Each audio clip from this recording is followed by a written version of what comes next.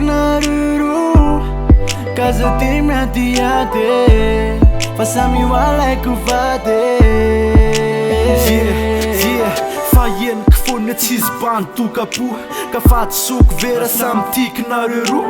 Kose voka kvetu, kos dhe fa jen u et Zase not, zasis fa në rëru më familj Sa qin janë tu në të zau Si pa qara tëq, qara jen s'kja s'bik Zan red, zan tiko në nafku Ka qiz si pa ma fenon, zan e to më qik Dhe u mena qin veze ma në null ti në ru Tja zamisë ma la jelu Faran sa qkuari tu ka qanë qika tjel Fa në rëllë e që ne kjen zan Zonja ta urën ka sa sejna më sa fitja rac ti në reuturën Asa tjeren I se fitja veza mi në rëru lutin e tikwe Fëse mi tikwe Fami Lej fisina rëru mis një lek fëzo me në cinja Azu me në cinja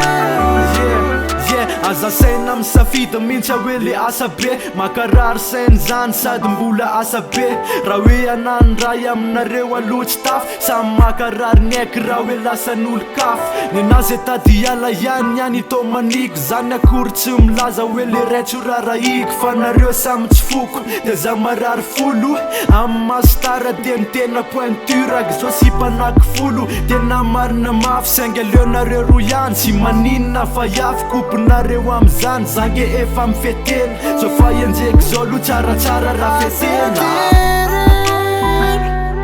I se fida veza mi në rëru lutin e tikwe Fëse mi tikwe Fami Lej fisina rëru mis një lek fëzo me në cinja Azu